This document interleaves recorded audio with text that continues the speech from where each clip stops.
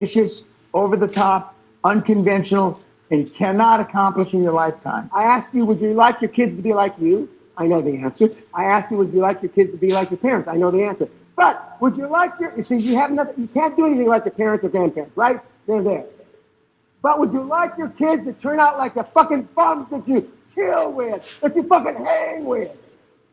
Fucking bums. I know the answer to that too. And you can't blame your parents or grandparents, only but indirectly, because you chose those 5 mates. Nobody chose those cocksuckers but you. And you chose them because you have no self-esteem, no self-confidence whatsoever. And that you can blame your parents for. And Elon Musk wanting to be, he's going to die on his way to Mars or on Mars. He never talks about returning to Mars, which I find interesting. Because, I believe he thinks like I do. He doesn't say it as graphically. It's going to be the haves against the have-nots. It's going to be Mad Max. Because eventually somebody's going to push the button. And it's going to be all over with the shouting. But, hopefully that's in 200 years from now after you rape, pillage, and plunder your way, going through billions and having a good time. But it might not. It could be next month. You never know. That's why if you don't live every day like it's your last, you got shit to do. The kids, the big kids, smart kids, are taping them, their own voice, and listening to them all night. Some of the kids go to Fiverr or Tenor, those things online where you can get somebody with a soothing, sexy voice. Okay. And they listen to them all night. I didn't do that. All I did was read them in the morning and read them at night. Athletes have been doing this since the first Olympia 2,000 years ago. Affirmations. John Elway saw himself a goal to win a Super Bowl in overtime since he's 6 years old, but he didn't say the first Super Bowl. It took him the 3rd Super Bowl before he won. The kids, it's phenomenal.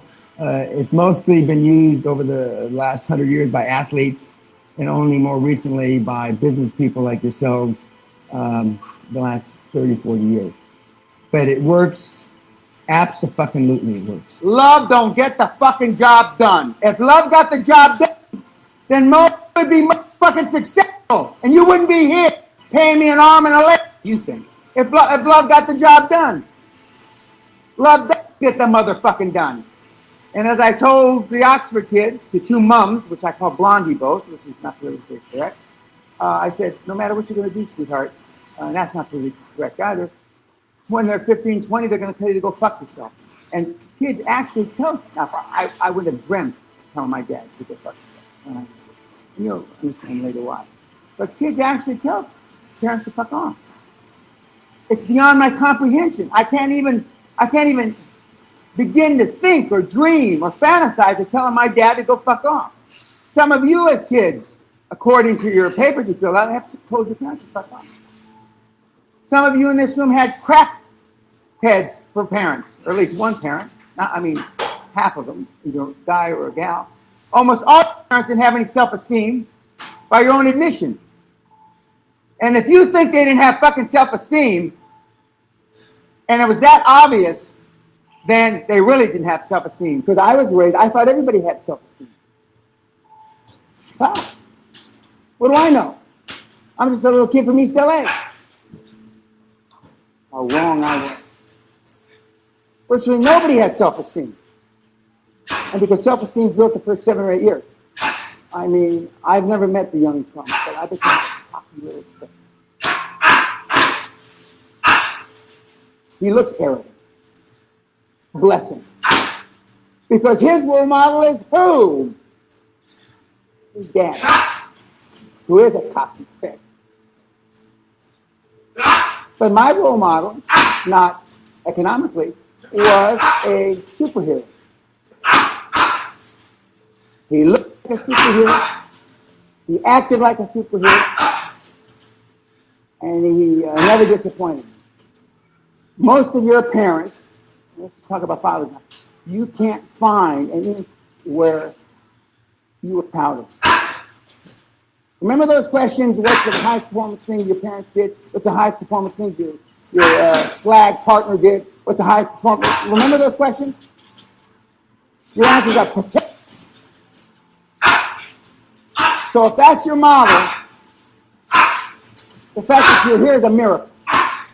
All my dad was, he did, but all the things that he did were life-saving, life-threatening, just like in the superhero. When we talk about goals, like you said in your papers, I set my goals, I set all my accomplishments on my goals when I'm 29 this and I'm 31 this and all that shit. All that shit is nothing, but the only good thing, the only truthful thing he said that makes a difference is that I set my goals too late. All the stuff is horseshit. And I can just say, just add 2, 3 zeros. In some cases, 4 or 5 zeros because your fucking goals are so low. I mean, but and that's it. And when we talk about goals and affirmations, my goal was to live in a castle on an island, and it took me 17 months to get here. 17. When we talk about goals, the story's legendary now. I'm running down Torrance Boulevard, and I turn to my wife and I say, honey, and I had just gotten this magazine that just come out, Rob Report. God bless Rob Report. And for all the cunts on the YouTuber cunts, the joke faces, read Rob Report. I get nothing out of it. Okay. We used to get a year subscription to you cunts. And then I went to somebody's office one day and I saw them not even opened up on his coffee table. I stopped that.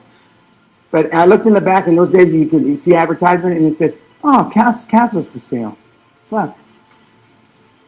That's it. That's all the research I did. 17 months later, I moved into this motherfucker. I was Latino Businessman of the Year in 1981. 1983, I was supposedly the richest Latino in the United States. And I said, Martinez, if I'm the best we got in this fucking country, we got a big fucking problem. I used to tell them when I'm getting these awards, I'm the first of the Times, the Pulitzer Prize. Boy, we got a big fucking problem if I'm the best we got. Whereas you were cunts. Well, I can just see Hector. Oh, the richest Latino in America, you fucking vagina face. I mean, it's your perspective. But when I started, not hanging, because these guys don't hang, when I started associating with these guys, Costa Grazos. I remember Costa Grazos told me, he said, well, what does it mean that you're the most wealthy Latino? Because he said the only time somebody brought it in. What does that mean, Penny? It doesn't mean shit, sir. It doesn't mean shit. Oh. Well, maybe you ought to be putting money in these deals instead of me giving you equity. That's what I said to him. And thank God he never pushed on that. I told him, I was really funny about it. I said, I tried to do the sombrero deal, with a serape over my shoulders. And I said, being the richest Latino doesn't mean much in America. It's like not like Mr. Onassis. He laughed. He said, let's go to lunch. Yeah. Whenever we went, either whether to go have a glass of red wine or go to lunch. That was in the last few years of his life. So, you're right. But your parents are giving you standards set on what they did. And that's why it's tough to be my kid. My kids, if they were sitting in here and say, hey, this is all the quantum leap shit, we've been hearing it, the 5 credo crap since when our mothers